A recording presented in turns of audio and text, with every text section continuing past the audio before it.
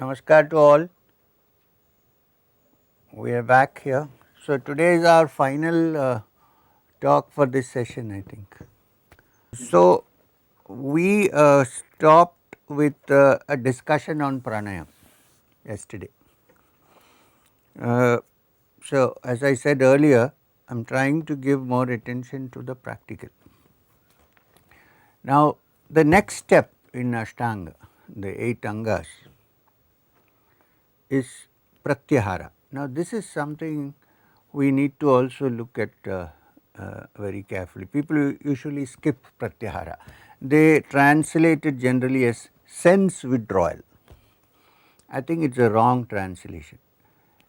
Pratyahara basically is the capacity that the yogi develops, the practitioner develops over a period of time to be able to fix one's attention on something exclusively and also at any given moment switch it off and fix attention on something else. So that's why people call it sense withdrawal, because it's not actually that. It means to be able to give attention to something exclusively and switch it off when required and give attention to something else. So it's a withdrawal, but it is also a refixing of attention. So this is pratyahara. It means the yogi develops the practice, through practice, the capacity to filter and take only what he wants and discard everything else. It's a pratya, I would say ahara, and only that which is necessary. So for instance, this is also a very useful thing even in daily life. A yogi is not one who meditates when he is driving. You know what will happen if you meditate when you are driving, especially with closed eyes. And also, suppose you go into a samadhi or trance, what will happen not only to you but also to the poor people on the road. So, a yogi is one who, when he is driving or she is driving, is completely attentive of the activity that he is engaged in, which is driving.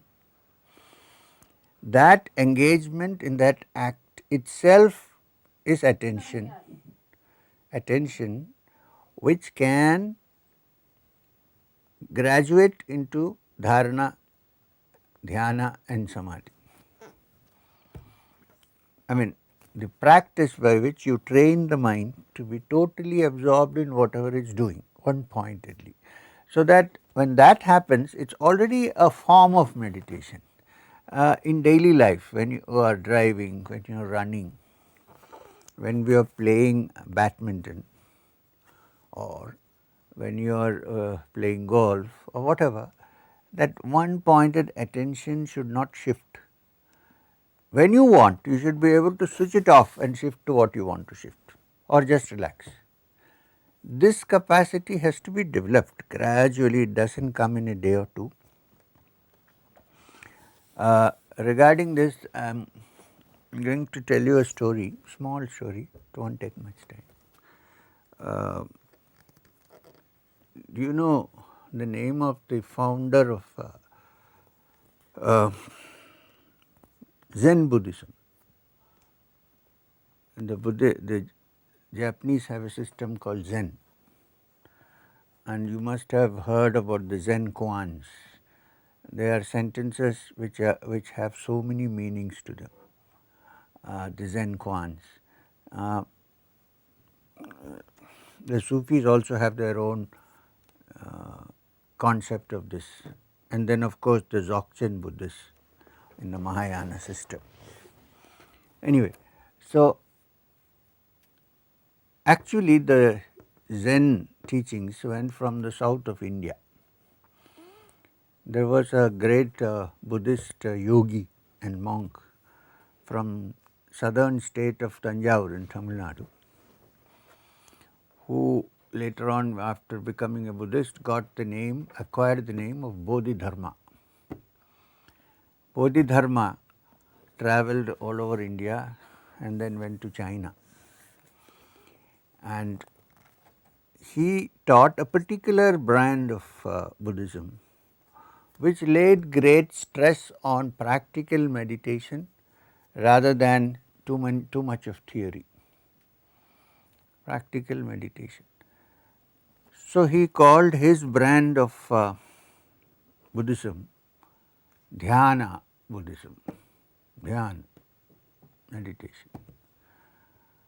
Now, then he went to China and used to live in a hermitage. I don't know which part of China, high up on the hills. And when it went to China, the word Dhyan in Sanskrit became Chan in Chinese, Chan. Now, Chan, when it went to Japan later, much after Bodhidharma, became Zen. Chan, the Japanese language is quite guttural, so it became Jan, then Zen. So this is the origin of Zen, Dhyan. And in India, generally if you say, I want to do dhyana, people will say, oh, that is homegrown, not so good. If you say, I am practicing Zen, then it's very interesting, you know. We have this problem, always. I told you the other day how Ramakrishna Paramahamsa told somebody, this guy, he wants to read the Gita. He thinks the Gita is a good book. Some Angrez must have told him it's a good book, you know. So in my native state in Kerala, we have a saying in Malayalam, Muttatte mullekku manamilla. That means the jasmine that grows in your own garden doesn't have much smell. The other fellow's garden, it smells good. In the same way, with Zen, it's something imported, you know, from was exotic. Anyway, this is the origin of Zen, it is Dhyan. Now when Bodhidharma, I don't know if you have seen any portraits of Bodhidharma, he looks quite dangerous guy. He has a moustache like that. Like in South, in Tamil Nadu, many people have that kind of, and he's a huge built man with kind of a angry look on his face. We have only portraits, there are no photographs. So once when Bodhidharma was staying in China, on the top of a hill, two students who were looking for Bodhidharma, finally after wandering for 3 days or so reached the top of the hill. You know, those days there is no internet, no Google Maps, no advertisements, no nothing. So they took a long time, hungry, with torn clothes, searching, and finally they reached the top of the hill. When they reached the top of the hill, Bodhidharma, it was lunch time, 1 meal a day principle. And he was sitting and having his soup. You know, they have wooden bowls and wooden spoons. So these people went to him, they prostrated before him. He was drinking. And they said to him, sir, we have come from a very far place. We have not had enough food. We have been wandering for 3 days. Finally, we found you. The reason why we came is because we want to learn Zen. Please teach us Zen. And teach us how to attain Satori. Now, Satori is the word they use in Zen instead of Nirvana or Moksha, Kaivalya and so on, Satori. No answer. After 2 minutes, he turned and looked at them and he said, I am drinking my soup. So they waited. Again he is going on drinking his soup slowly. So they asked again, same answer, I am drinking my soup. Third time when they asked him, he called an assistant and said, give them their soup. So two of them ended up holding a bowl, drinking the soup. And it suddenly occurred to them, how silly is this? We want to learn Zen and we end up drinking soup. So they put the soup bowls down and asked him again, we want to please teach us Zen. Then he said, but I am drinking my soup. So they got very upset. So they said, we are also drinking our soup.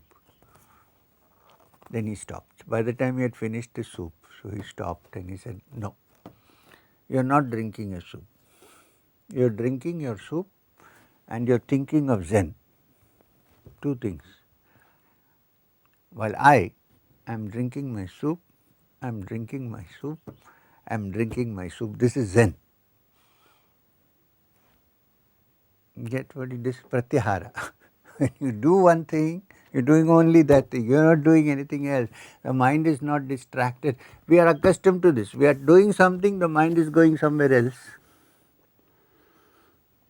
So, but it is clear that it comes through practice. We can do it. If one person can do it, other person, unless he has some special genes from the aliens, which is very rare, but it is possible to do it. We all have some genes, I think, from somewhere, which are dormant and which can be activated. Anyway, that is a different controversial subject. Let us not enter into that. So,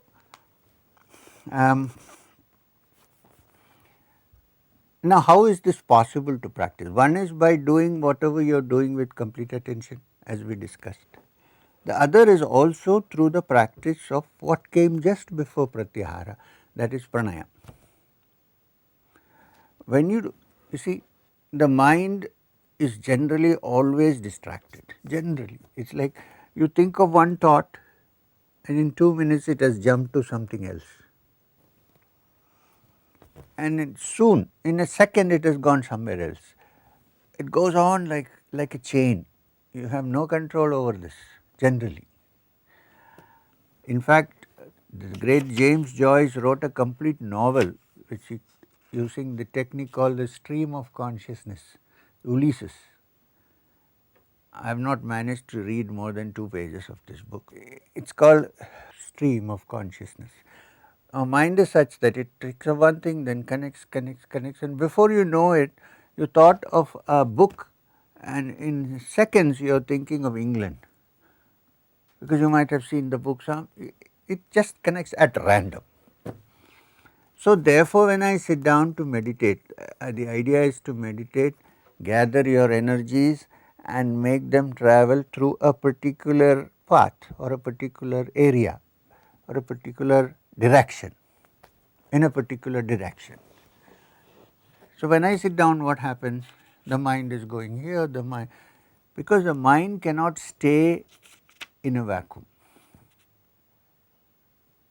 And it is tremendous power if it can be fitted in there, but it can't stay in a vacuum. It is like nature. Nature also cannot stay in a vacuum.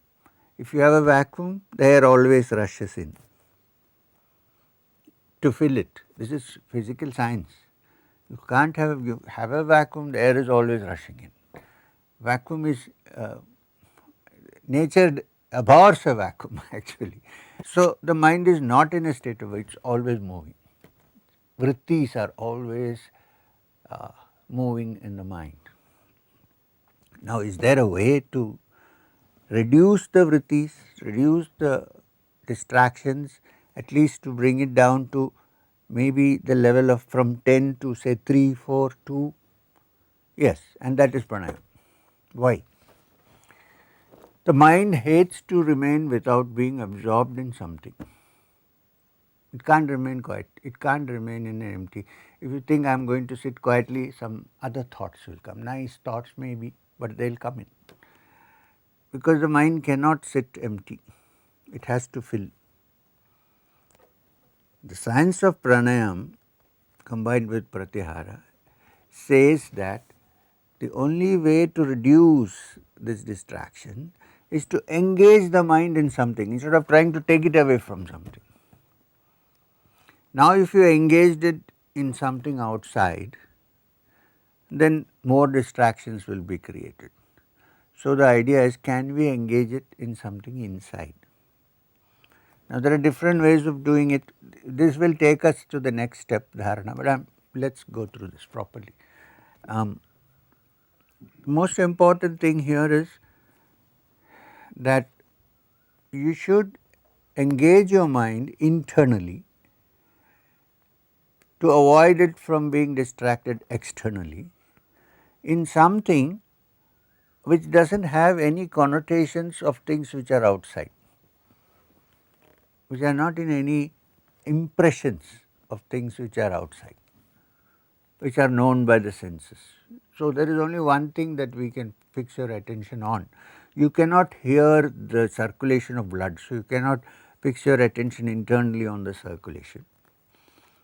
Even the beating of the heart generally you do not hear, otherwise it would have been good to fix your attention there, so that there are no outward distractions, the mind is caught up in some internal action. Now, not being able to do that, one thing everybody can do is to fix the mind, fix the attention on your breath. This we can do. So, now what is happening? Internally when I breathe in, it is also part of Vipassana of course in some way. When I breathe in, normally we are not aware at all of our breathing. I become aware. I say, let me be aware of my breathing in, inhalation. I am breathing in, and then maybe I am holding for a second or maybe not, and then I am exhaling. My attention is completely there in the inhalation and the exhalation. So, what happens? There is no space now in the mind to bring anything from the outside world, because it is already engaged in something, and what it is engaged in has no connection with that which is outside. Here also there is a danger. Find a spot where there is good air, clear air, and there is no bad smells coming, otherwise that could be a distraction. Even a good smell or bad smell could be a distraction. So, stay in a place with a lot of plenty of trees, nice, and then sit down and breathe in complete attention. Then what happens? The mind becomes still, because it is now engaged in one activity, which is the breathing, nothing else. All other things are out. When this continues for a length of time, then you begin to feel calm, quiet, tranquil. In that tranquility, there is one pointed attention. Now, here this one pointed attention is on the breath. When you practice for a long time one pointed attention on the breath, you can also then shift the one pointed attention on the different centers called the chakras. In the beginning, if you try, you will get distractions, it will go away. But when you become a master of your breath, when you can at any given moment switch off and say, I am just aware of my breath going in and after some time the mind you will feel has calmed down and tranquil, and there is a pleasant feeling inside. That is the time when you can shift your mind from the Muladhara to the Sahasrara, we discussed yesterday, in the different centers, and hold it there. Now, even when you hold it there, if it moves, if it tries to move, start doing the breathing in and breathing out with attention on that center. You are breathing in, suppose for example, on the Manipura or the heart center. I think my breath is going into the heart. Attention here, it is coming out from here. When this is done, then I have now fixed my attention on Anahat, starting with fixing my attention on the breath. The mind is engaged in something inside, therefore it is not distracted by what is outside. When this one pointed attention happens, then it is called dharana. The last three angas of Ashtanga, dharana. Now, once you become an expert in dharana, this dharana can be also used for the outside world. When you are working or reading or writing, you can put your complete attention on what you are doing, no matter what is going on around, but it takes practice. Abhyasa, Nairantariya Abhyasena is from the Yoga Sutras. Constant practice brings perfection. Why? Because the mind is already in some mold from childhood. We need to remove it from that mold. So, therefore, we need to refix it in one mold. so that it is out of the other, and in the end you can break the mold, but not before that.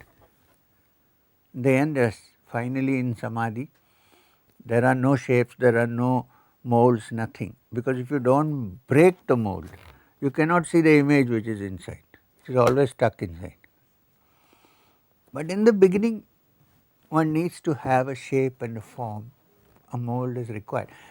For example, I will come to the measuring of this later, but suppose there is a good dancer, you say the dancer is very good because she is also an expert and she is innovating. Now before she begins to innovate, she has to master the techniques of dance, classical. She has to master every little thing which is part of dance, and when she has mastered it, then she can innovate. What will a person who has no knowledge of dance at all innovate? How can you innovate? For innovating you need something first, right? From there you innovate. So therefore, the mind should first learn to fix itself internally. When it learns to be aware and give one pointed attention to the breath, then it can be used to give one pointed attention to your inner feelings, your inner chakras, your centers, and so on and so forth. Now again, since we were discussing for so many days, I think when somebody is doing pranayam, the best posture to do pranayam is Padmasana. But if you cannot do Padmasana, you can sit normally in Siddhasana or Swastikasana, or even just folded legs, which in India it's not so difficult for people. Many of us sit with folded legs, which is called Sukhasana. So you sit in Sukhasana, best posture for pranayam. Breathe in and out. Now the same thing which I said, the ECG, the EEG and the scans, whatever, these can be fixed to wherever they need to be fixed, I do not know exactly where, and while the practice is going on, you should see the graph. Is there a change? What is happening there? I bet there is a change. There is. You need to just check and figure out, but there is, it won't be like a normal graph. There will be a change in the graph. So this is one way we can see what happens to the mind when one is doing pranayam, and from pranayam moving towards what is known as dharana. Now from this one pointed of dharana, one pointedness of dharana, when it continues for a length of time, in the beginning it's possible only for 5 minutes, 10 minutes.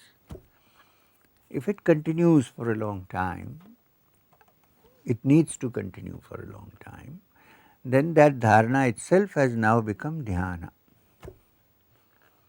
Now again dhyana is loosely translated as meditation, but in the yogic terminology there is no such word called meditation. There is dharana, dhyana and samadhi put together is what we mean in English by meditation. Okay. So when this continues for a length of time, then one is absorbed only in that which one is fixed one's attention on, and there are no other distractions. When the mind becomes free of distractions, then it also becomes free of modifications. Then the mind is in its original state with no modification. It may take time, it may not happen in one day. When it is in that state where there are no modifications, then the pure consciousness which gives the mind the capacity to be aware alone remains, nothing else is there. There is only that consciousness. Consciousness with no distractions, consciousness in its original form, not form, in its original state. This is manifested when the mind is free of all distractions through dharana, dhyana. So the word samadhi means there are no distractions of the mind at all, no modification, the mind is not wanting to become something or get out of something it was before, it is in its natural state. In that natural state, the Purusha is understood, realized. Purusha here means not a male, Purusha means consciousness. Purusha Prakriti doesn't mean male, female, it means the essence of consciousness. Even in a woman, when that stage is reached, it is called Purusha, it is not called Prakriti. It is a Sankhya word from the Sankhya Darsana. Now this is the aim of the yogi to finally. Now in Samadhi also there are different layers. There is Savikalpa Samadhi, Nirvikalpa Samadhi, and so on. There are many variations. Now Nirvikalpa means the pure state when there is no modification at all. Savikalpa means it is a temporary state where there are no modifications, but when the mind comes out of it, there are still modifications existing. But an expert can go in and remain without modification for some time and come out. In Nirvikalpa, the mind has now attained a permanent release from these modifications. It can still function in this world, but it has lost all its modifications, and there is not even the seed, no vikalpa, not even the seed of a vikalpa existing in that mind. Such a person is supposed to have attained Nirvikalpa Samadhi. You can call it Nirvana, you can call it Sahaja Samadhi, you can call it Moksha, whatever you want to call it. Okay, so now we have made a jump. We came from Yamaniyama, we came to Sadhanapada, and then from there we jumped straight to Kaivalya. There is one chapter in between which is called the Vibhuti-pada. Before the final freedom, before the final loss of all modifications, when the mind becomes from gross to subtle, it is not completely subsided, but it has become gross to subtle. In that subtle state, the yogi begins to experience various capacities which normal human beings do not have. Of them, the most important is he is able to mold his mind or her mind in whatever way he or she wants to. And also, we believe that when the mind becomes that powerful, it also changes biologically the cell structures. Now this again is open to discussion, it is open to experiment. Yesterday we discussed Gopi Krishna, who also said there is a change happening also in the brain cells. The brain cells are no longer the same as it were before, there is something happened there. A mutation has taken place, and these are all stepping stones to that mutation. I am talking in biological terms. So,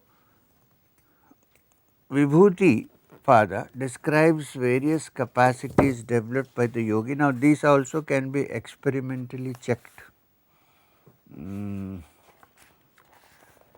Here are the Vibhutis, some of the Vibhutis. The capacity to distinguish, this is Sutra 17 of Vibhuti Pada of Yoga Sutras. The capacity to distinguish between the meaning of words and their various nuances and meanings comes through samyama. Samyama simply means dharana, dhyana and samadhi. The yogi, you can't mislead an yogi very easily because he sees through your words. Now this is an interesting discussion because usually we say words without meaning what we are saying. Very commonly we say good morning. The morning may be terrible, but it becomes a mechanical word and it has acquired its own meaning. So the word has acquired a meaning which originally does not exist. So the yogi can see the word as separate, vak, and the meaning behind it. Also, one might have a pleasant expression, but one might be inside well agitated. You know, we all travel by air. Now the wonderful smiles that the stewardess has is artificial. There is nothing. They are taught to smile. Nothing wrong, better than frowning, but they're really not smiling because they're happy to see you. You see them after they finish serving your food, when they're together, they're saying, oh God, it's over now. So the yogi develops the capacity, his mind becomes so sharp that he can distinguish between pretension and reality. This is a siddhi, this is a vibhuti. Everybody doesn't possess this. Why does this happen? Because the mind is free of modifications, and therefore it becomes sharp and penetrating and can see things as they are, as opposed to as they are presented. Now, even in a Guru-Shishya relationship, this is very important, because if a teacher has progressed in yoga and has one of these vibhutis, as in Sutra 17, he knows where the student is. Even the student can pretend to be anything, but he knows exactly where he is. So, I am just describing one of the extraordinary capacities that happens when the mind begins to go deeper and deeper and lose its modifications. Why? Because it is going closer to the ultimate consciousness, and therefore the capacity to think, the capacity to see, everything improves. Also, here is another Vibhuti, Sutra 18 from Vibhuti Pada. From perceiving the samskaras, one's attitudes and tendencies, samskara sakshat karanat purvajati jnanam samskara. So, from perceiving the samskaras, one's attitudes and tendencies, not others, for myself, not for others, not reading somebody else's character, myself, one can come to an understanding of previous births. How? Oh, look, this is interesting. Two children are born in the same family, let's say 2, 3. They get almost the same kind of food, same roughly. But all three of them have tendencies which may be different from each other. One may be very studious, one may be very lazy, one may be interested in music, the other may hate music, may tell his brother, shut that up, I don't want to hear. So, if a yogi has developed this penetrating capacity of looking at realities rather than what they appear to be, then by looking at one's own samskaras, one can trace back to one's previous births. This is one of the vibhutis described. This is on condition that you believe in past birth. I mean, I am just speculating. Suppose there are past births. Well, I do believe in it. It's my experience. I can't put it in a test tube, unfortunately. I wish there was some gadget by which you can look at past birth, photograph it and put it forward. It doesn't work. We are working on a different thing altogether, not a physical object. What they are trying to say is, when dharana and dhyana become perfect, then the mind becomes without distractions and modifications, not influenced by any modifications. It becomes sharp and insightful, and therefore looking at the samskaras that we have, the traits of character we have, we can kind of trace back our past and say, how is this possible? Perhaps I had something to do with music in my past birth. Then I contemplate on it. Gradually, the mind goes backwards into its essence from where it started, and then you know, yes, I was a disciple of Tyagaraja Swami or something like that. So, this is what they mean. So, what they are trying to say is, apart from reaching the highest level of consciousness, as the mind becomes quiet and calm and tranquil, it develops energy and capacities which are beyond the ordinary, which may be useful for all of us in some way. The only problem is usually when this happens we get so caught up with it that we refuse to go beyond. We are stuck there. Suppose I have the capacity, let's say, to you come to me and I look at you and I say, hey, you have come for this. Then you say, how did you know? Then it becomes, then you go and tell somebody, third party, fourth party. Soon people are coming saying, oh, this man knows what is happening in our mind. Finished. Then you are done. You won't go beyond that. You are stuck there. Unless one feels, okay, this is not the end. It's like you're traveling in a train from, I'm not using the word plane because in a plane you can't get off on the way anyway. So you're traveling from say Delhi to Haridwar in a train. Now nice trains are available, takes I think 4.5 hours or something. Shatabdis are there. You're traveling. On the way the train stops in another station and you get down. There is a shop in the station which has something very attractive for you. You get down. You are so caught up by it, you forget that there are only 2 minutes stop. Train is gone before you run back. You're stuck with that little toy or whatever you want to buy and you're there. You have to get another train. So your journey has ended. You have to restart your journey again. Lucky if your bag is not inside, left. So what the yogi is trying to do is to reach the highest state of superconsciousness, to find out, to understand that at the highest level I am no different from that consciousness, which in yogic terminology is called Purusha. And while I am attempting that, the mind becomes one pointed, subtle, clear and full of energy because no energy is being distracted. So then certain extraordinary capacities develop in me. But the danger is, while it is useful in many cases, the danger is that it can distract one and stop you from moving further into the beyond. That is there. However, this capacity for creativity happens when the mind is quiet, without distract, also when there is tremendous energy, because the energy is not being wasted by the vrittis that appear in the mind stuff. Everything is quiet. So you gather a lot of energy. You also get extraordinary courage because you are very close to the understanding that you are not this body. The body can be hurt, but that which is inside cannot be. The virus can attack the body, but it can't attack the soul.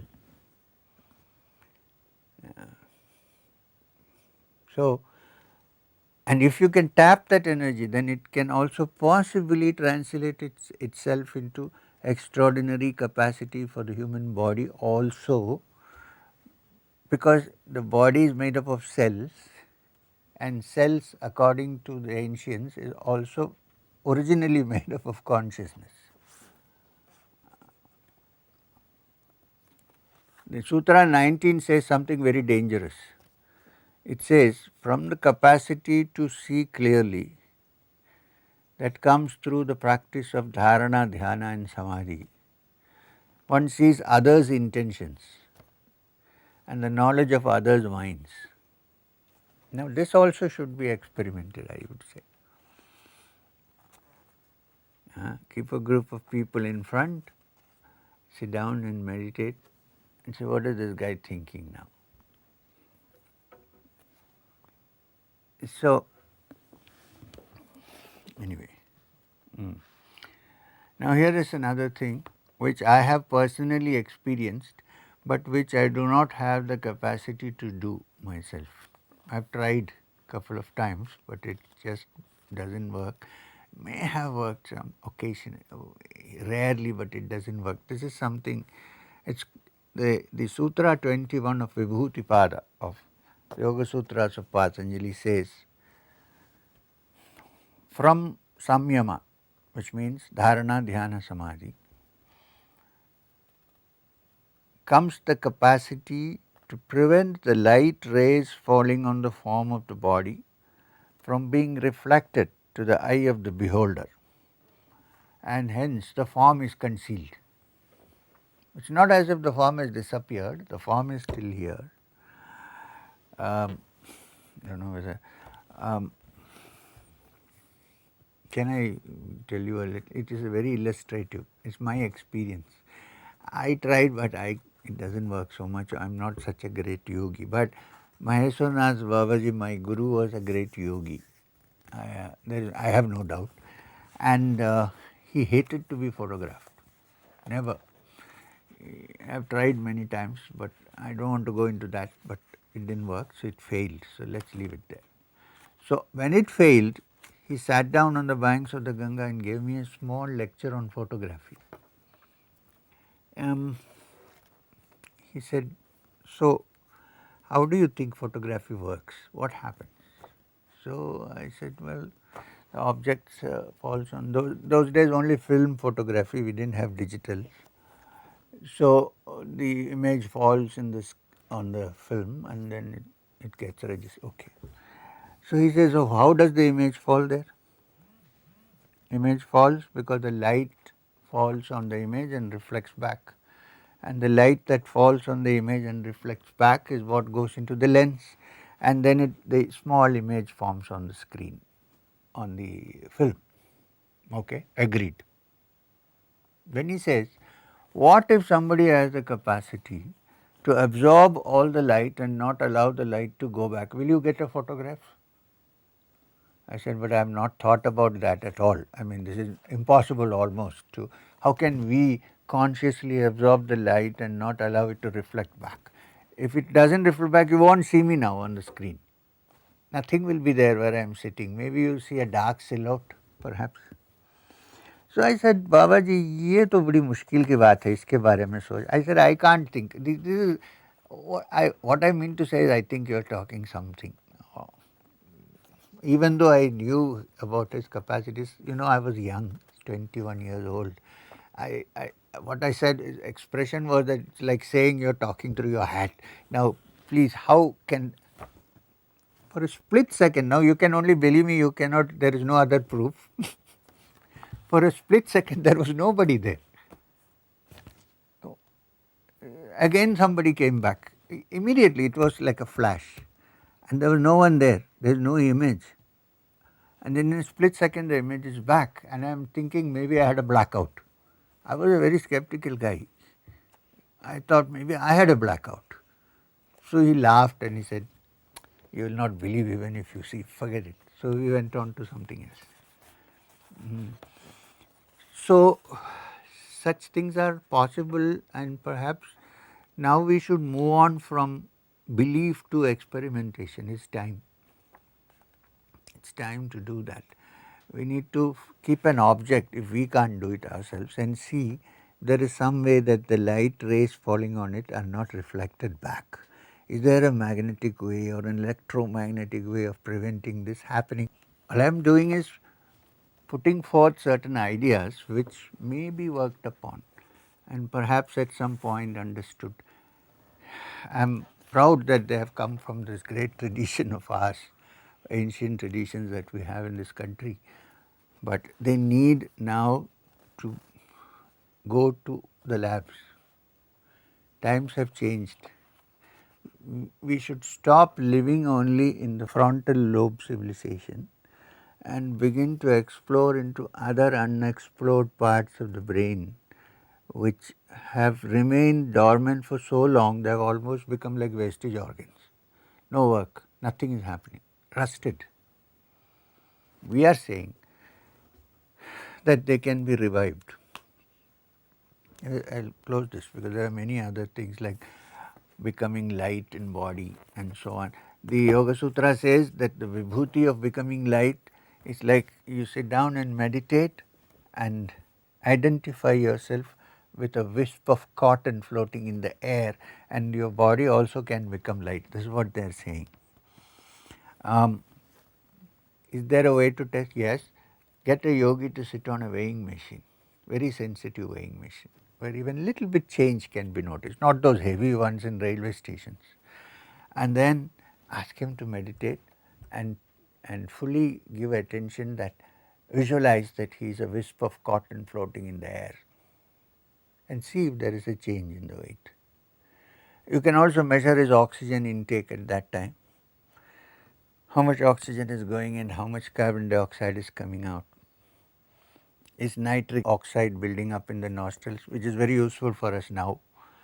As I explained to you on the first day of this session, that if you practice Brahmari regularly, you can build nitric oxide in your sinuses and your nasal passages, which is a great deterrent to invading viruses of all kinds. And right now we are dealing only with this virus, COVID-19. According to biologists, many biologists, viruses are older than single cellular organisms. They might have existed even before the amoeba. So they are ancient, they are not anything new. New strains happen, but they are already in existence. So even if this particular wave moves off, you can expect in this world new waves will keep coming sometime or the other. I hope people remember there was a Spanish flu which took 30 million lives, much more than two world wars put together. The Spanish flu, and it lasted for 4 years because people didn't know how to handle it. Now at least we know how to handle it. And I think all these yogic and yoga tantras should be experimentally tried out to make sure that we are safe from all these things.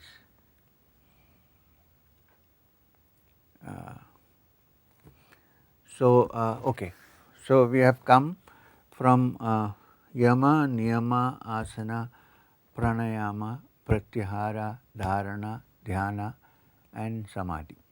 These are the ashtangas. Now the only thing is, these have to be while being practiced individually. They also need to be tested out in scientific ways, so that the claims that we find in the text may be proved or disproved. It's okay if you disprove it. I think they will be proved, but one can try, and if you don't get the result, you can say, okay, doesn't work, which doesn't mean everything doesn't work. Some may work, some may not work. The experimental instruments may be defective also, we have to watch that also. And the guy who does that may not be a yogi, so nothing is happening. This is also possible. There are various factors. So, on this note, we can close this session. We are open to questions for some time. If there are any questions, we can discuss them.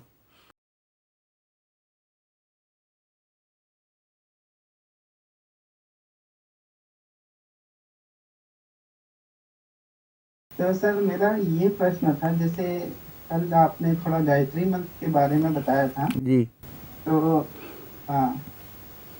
हमने और हमारे एक supervisor sir हैं जी। तो हम लोग ने मिलकर कुछ गायत्री साधकों का इंटरव्यू लिया था।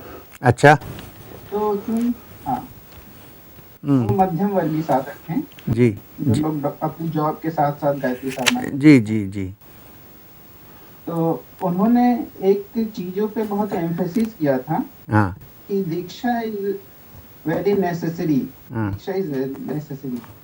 तो मैं ये जानना चाहता हूँ कि क्या यदि कोई नो वॉइस पर्सन है, मान लीजिए अमेरिकन है या कहीं बाहर का पर्सन है, and he is not taken Diksha, and if he chants Gayatri mantra with the same methodology or vidhi, then doesn't it affect, और मतलब उसका क्या रोल है, मैं जानना चाहता हूँ थोड़ा आध्यात्मिक पर्सपेक्टिव से आपके माध्यम से। Can I speak in English? Yes sir, yes sir. ऐसा है, sorry.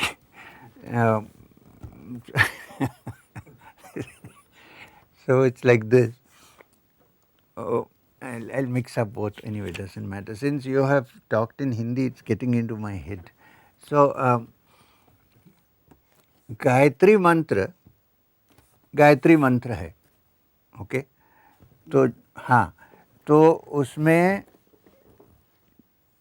ओम प्रणव एक पहले, भूर भुवा स्वा, स्वाहा नहीं है, स्वा। Please understand that when many people say Om Bhur Bhuva Swaha, there is no Swaha out there. Om Bhur Bhuva Swa, which means Bhuloka, Bhurloka, Swargaloka. Other lokas are not expressed. Janaloka, Tapaloka is okay. Bhur Bhuva Swa. Then the next line is Tat Savitr Varenyam. I worship that Savitr, the sun, the light, the controller. Bhargo Devasya Dhimahi, I meditate upon that effulgent being. Bhargo Devasya, effulgent Deva, Dhimahi, I meditate upon. Diyo Yona Prachodayat, illumine my intelligence, stimulate my intelligence. Ordinary as well as the inner intelligence, stimulated. Now this is the Gayatri. Now if you understood the meaning of it, well, we need a long session for anyway.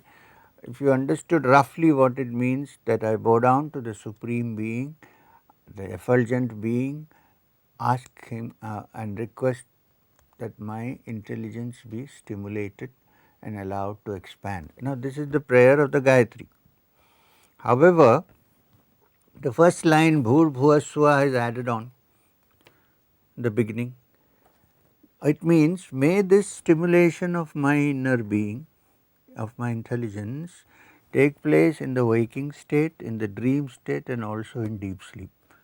Bhu is Bhuloka is Jagrata, Bhuva is dream, and Swa is Swarga. The best Swarga that ordinary human beings experience is deep sleep, Sushupti. So, in all these three states, may my intelligence be stimulated so that I can finally touch that which is beyond, that is Turiya. When I realize that I am myself, Soham Hamsa, I am that being who I worship. Now this is the mantra. While the meaning is this, the mantra is also set in a certain way so that the sound also has an effect. Even if you don't know the meaning, if you chant it according to the Rigvedic Chandas, it comes from the Rigveda. Vishwamitra is the Rishi who gave us this mantra. So, while it appears in the Rigveda, it has a certain chandas, the way of saying, and that is so important that it has been called the Gayatri Chandas. It is not a song. Please don't sing the Gayatri. We will come back to whether initiation and so on, but please, a few, not restrictions, precautions. Don't sing the Gayatri. Gayatri is not a song. Especially don't fix it for your reverse gear in the car. When you are reversing, Om Bhur Bhuva. Gayatri is a mantra, it's not for singing. Nowadays this Gayatri is sung, I hear it everywhere with drums and all kinds of things. In its purity is lost by this singing. It's not a song. Gayatri is a mantra to be chanted. Okay. When the Gayatri is chanted, it has a certain effect not only on you but also on people who are sitting around. All the living beings and non-living objects around are affected by the sound of the Gayatri, and the simple chanting which is already there in the chandas should be used, then it becomes more effective. Now to the question of whether one should be initiated into the Gayatri, I would say it would work better if someone initiates you. Unfortunately, nowadays initiation has become like a mechanical act. I whisper it into your ear and it's over.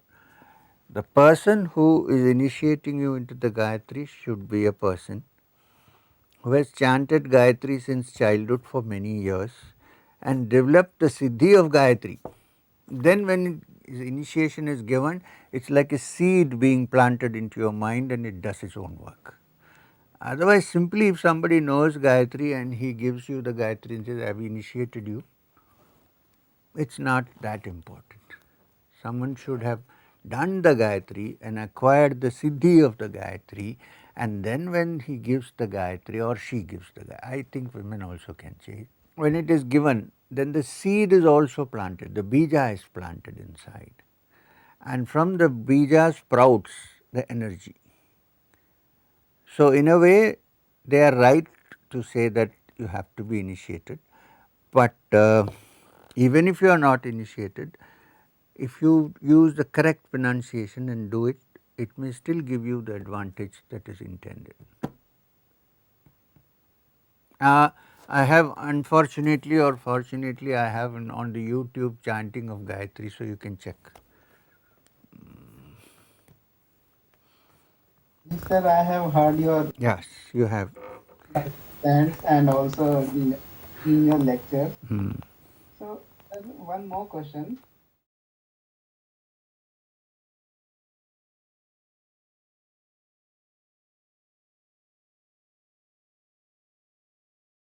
That by chanting of Gayatri Mantra, I feel that my left nostril becomes more dominant than the right one.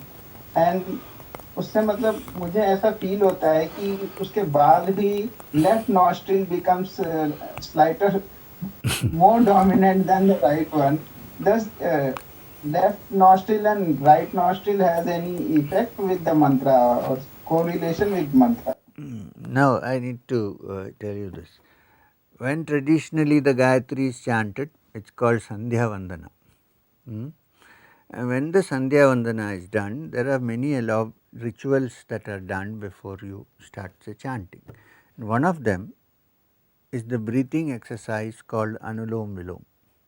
If you see an orthodox person sitting down and doing Sandhya Vandana, couple of things he does. One of the things he does is to hold the nostrils like this and breathe in through the left, hold it for a while, breathe out to the right, breathe in again, hold, breathe out. Now this is called Anulom Vilom. This is done at least for a few seconds, at least for a minute or two, to balance the Ida and Pingala, the left and right nostrils, so that when you chant the Gayatri, both are working equally. So my suggestion is, before you chant the Gayatri, if you don't want only the left to be open, the Ida, because our aim is that the Sushumna should open, so both should be equal, do your Anulom Vilom. Breathe in and breathe out to the left and right nostrils for at least a minute or 2 minutes, and then start chanting the Gayatri. Then check for yourself if it's neutral. You can find out. Experiment and see. Anyway, there is no harm if your left nostril is working after the chanting, there is no harm. There is also no harm if only the right nostril is working. Let me tell you this, according to the Swara Abhyasa, Swara Vidya as they call it, Swara here meaning the breath, Shwasa. The right nostril, which is called the Pingala, when the air moves through the Pingala, actually when air moves through the Pingala, it is moving through the left side, and when you do the left, it is working through the right. That is okay, do not get confused. When the air is going in through the right nostril, through the Pingala, and when the left is not working so much, even normally we tend to think that both nostrils are working at the same time equally. They are not. How do you know?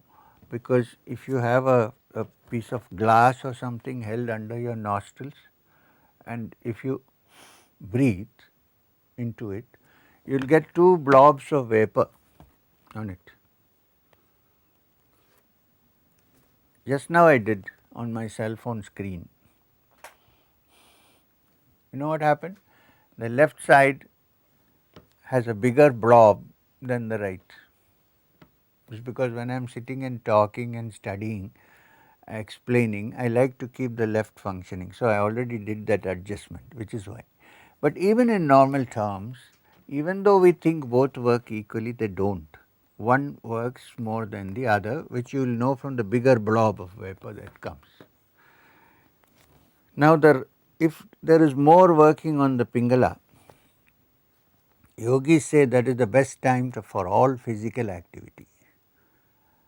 Eating, drink, this should be experimented again. I know it works for me, but eating, drinking, bathing, exercise, walking, setting out on a journey, sex, all these are work to the optimum when your right nostril is on, when it is more here than the left. And it happens automatically sometimes. In most cases it happens automatically. If it doesn't, then the yogi says shut the other nostril and breathe a few times and it will restore itself. When the left is open, Ida is open, and the Pingala is not working so much, it is open of course but not working so much, then the activities best performed during this time is teaching, thinking, experimenting, scientific experiment, music, reading, painting, all these activities which are not exactly physical. So, there is no harm if your left is working more than the right for some time after chanting the Gayatri, but remember that these are the things which you might be able to do at optimum level than the other. So, yogic practice has a certain technique by which you can shift when you want. Now that you know which is useful when you are doing a particular activity, you can, if it is not that, you can shift by finding out which one is working more. Very simple. If you lie down on your left side, actually lie down, in about a minute your right will be working fully, optimum level, opposite side. Suppose you lie down on your right for some time, in a minute, automatic, unless you have sinus and some cold, then you need to do other things, but left will start working, optimum level instead of the right. So, depending upon your activity you can shift it. Only thing is when you are traveling and all, you won't be able to lie down, but this is one of the techniques. The other technique is to close the other nostril and just breathe through one till it becomes steady. But to go to a state of spiritual trance, which is called samadhi, and which is the essence of consciousness, then both of them should be working equally, because then the Sushumna is open, the central channel is open, which is why Anulom Vilom is done many times so that both the nostrils are clear and the Ida and Pingala get balanced. Then the Sushumna starts working and taking you to beyond ordinary things of the world. What we discussed was ordinary things of the world, eating, drinking, listening to music. Suppose you want to go to the realms which are pure consciousness, then the Sushumna is important. For the Sushumna to function properly, the Ida and the Pingala should be working equally.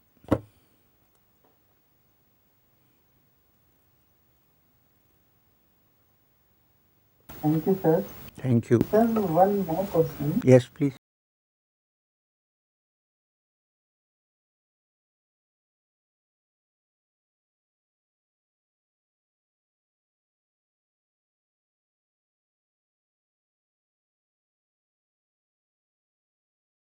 That in Kaivalya chapter 4, the first mantra says, Janma Aushadhi Mantra Tapa Samadhi Ja Siddhaya. Yes. Means, from this slok, I want to know that can mantra lead to Samadhi state? I didn't get my glasses, but Janma Aushadhi Mantra Tapah Samadhi Yaha Siddhaya. right? Siddhis or vibhutis manifest due to janma, birth, aushadhi, drugs, mantra, chanting of mantras, austerity, which means tough life, almost the body is not allowed to behave as it wants, but you mold the body's and mind's behavior, and or samadhi. Samadhi is a state of mind which is outside the ordinary, beyond the ordinary. So what is your question? Can mantra japa leads to the highest state of kaivalya or samadhi? No. Here what is discussed is not kaivalya but siddhis, vibhutis. This is very interesting that even though this is kaivalya pada, the first sloka links to the previous chapter which is vibhuti.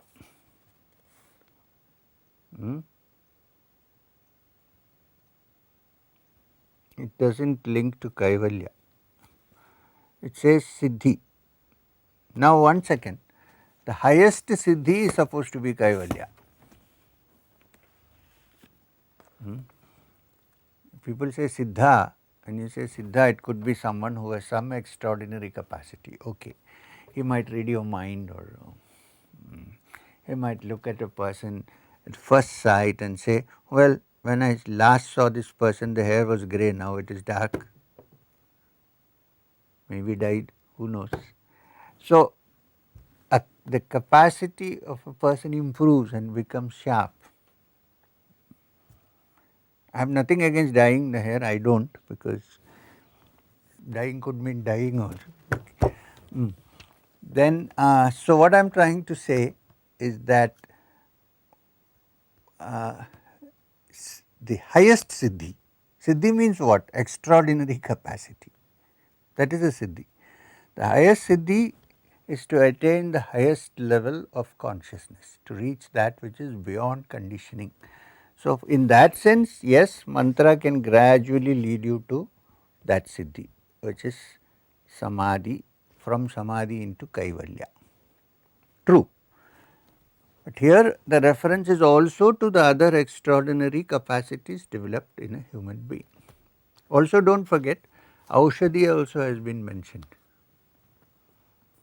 Only thing is that part, aushadha or drugs, when you say drugs, not in a bad way, as an additional support for the yogi, some chemical interventions, these also are possible, but they won't take you to samadhi, which is the highest siddhi. They will also give you some extraordinary capacities. Heightened, for instance, amphetamine or one of these things when taken, modern, it gives heightened perceptions. True, because it affects that part of the nervous system which increases your perceptions. Temporary, of course, it will go off after a while. So, to your question whether mantra, yes and no. Yes, because it can give you a certain extraordinary capacity. If by that you mean highest state of kaivalya samadhi, this is also possible through the mantra, but then that the mode of chanting and the way you go about it is slightly different from what you would do if you want another siddhi.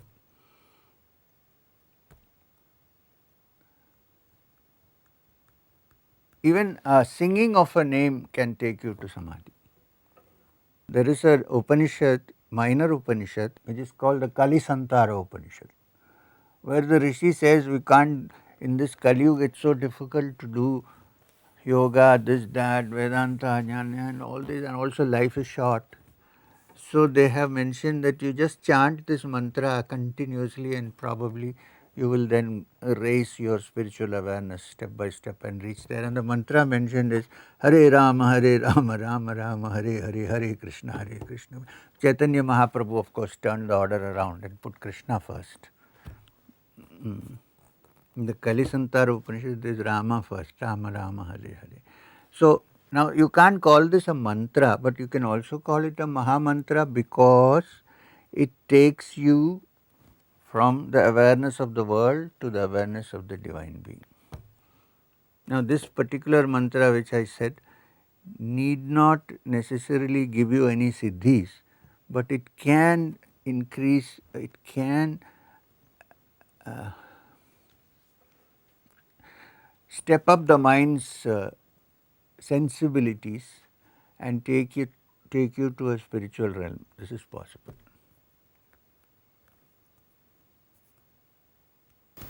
Thank you, sir, for answering beautifully all the questions.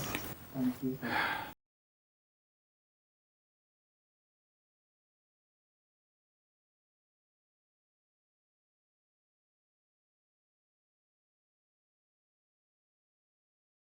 Hello, sir.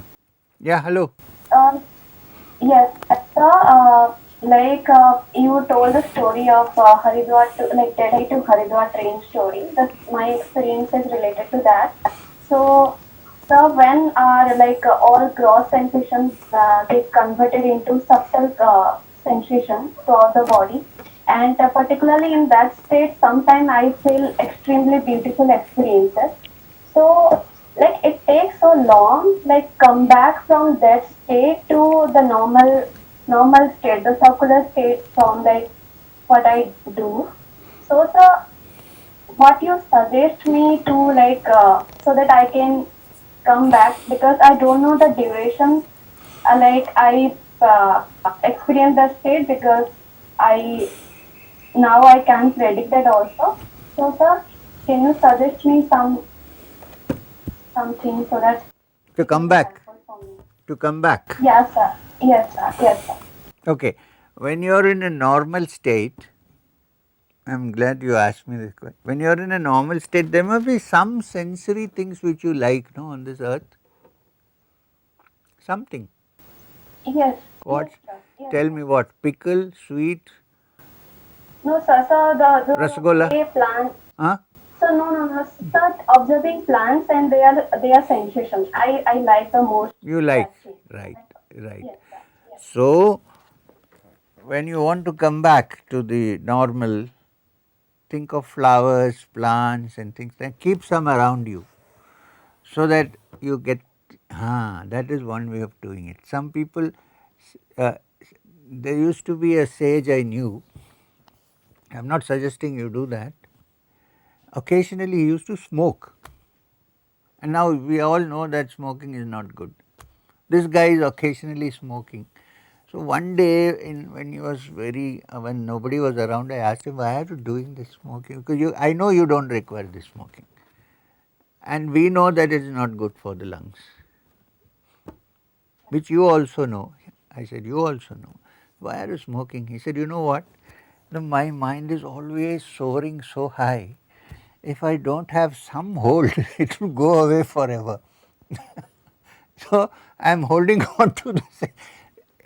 I couldn't argue with him. I mean, there's nothing I could say.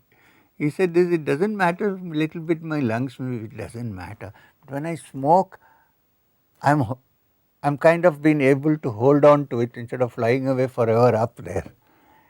So attach yourself to something which in your daily life is attractive to you and which you like and which you love, so that when you want to come out of that state, you think of that, or surround yourself with those objects. So put your hand there and then you're back.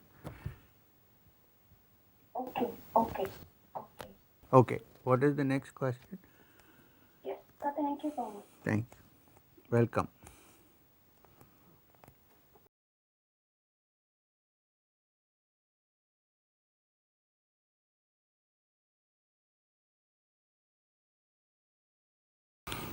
Guru. The question is that, so when I deeply observe in meditation, I usually forget that my gender or my physical aspects. Okay. Good. That's good. Is it okay to not to have a awareness of physical, who I am, and Absolutely. Absolutely. You are on the right direction. Because as long as when you come back, you are still aware, right, that you are a different being, then it is okay. right? No harm. Actually, it's a good, people find it difficult to forget this and go. And if you can already do that, That means my belief in the understanding that the future generations are going to be better in this than just some generations before is kind of gets more credibility. I think so. I think the newer generation can approach this in a better way. So there is no harm if you forget everything, just you will come back anyway, don't worry about that. If you have some work to do, if you have your still life to lead in this world, you will come back. You need not worry about that.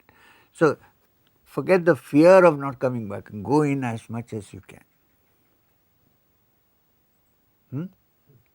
Yeah. So, Professor Jyoti is the one who's holding me back. Please don't hold Thanks a him back. lot. Please let him. Because he keeps me grounded. Thanks a lot. That's And good the to, second, it's good to have a friend like that. Okay.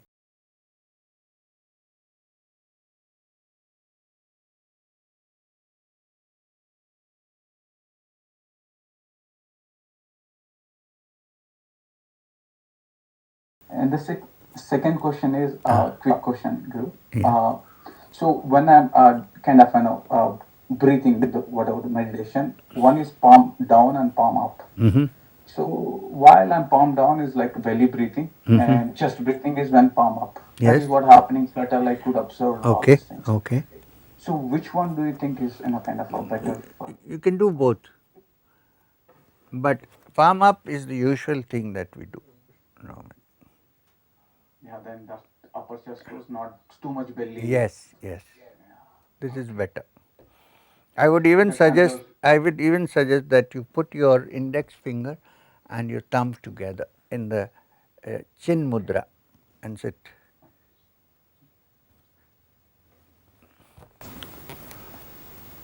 Yeah, that conserves energy. Yes, it makes the circulation, the circuit again. Yeah, complete circuit. Thank you, Guru. Thank you.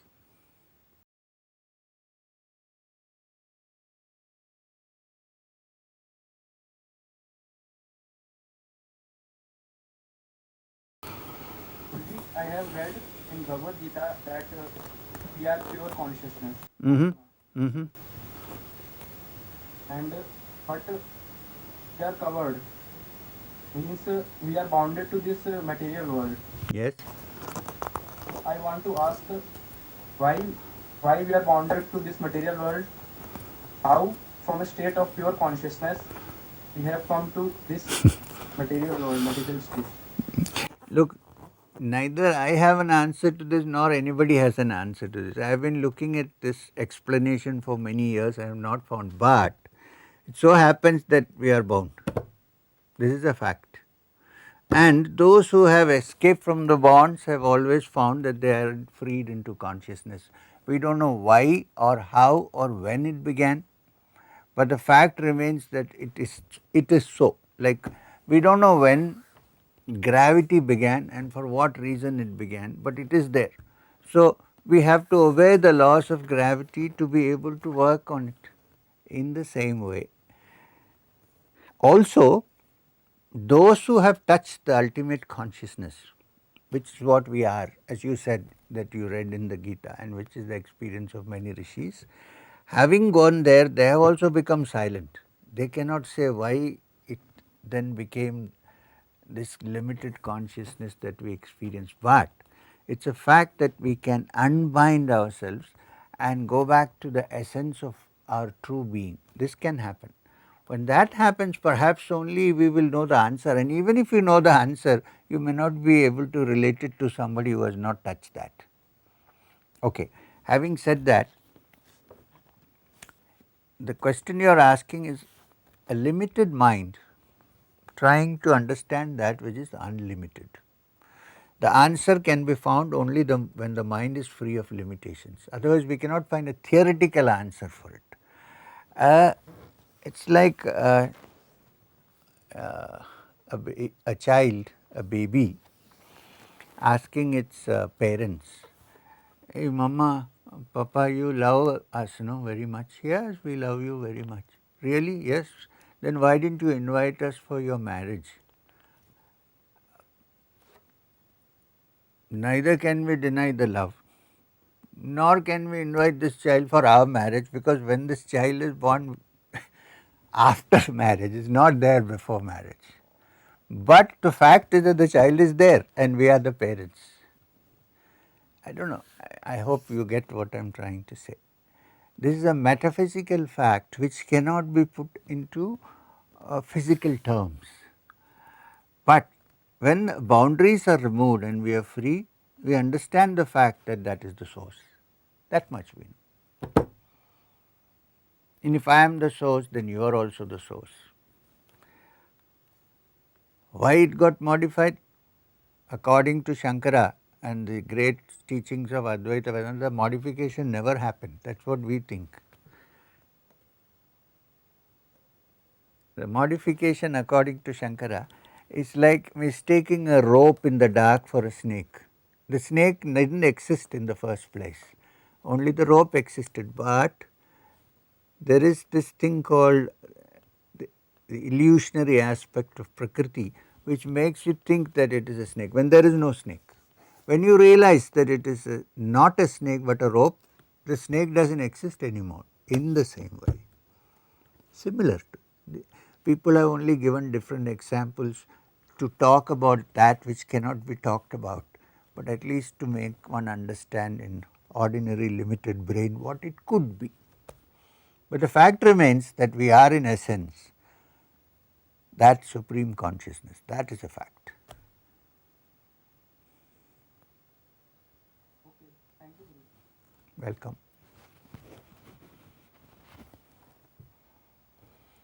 Now, sir, shall we wind up for this session? And Thank you so much. not at all. So, all these things we discussed, we need to again get back to that in some way and try to find out ways and means by which it could be understandable to what we call scientific minds.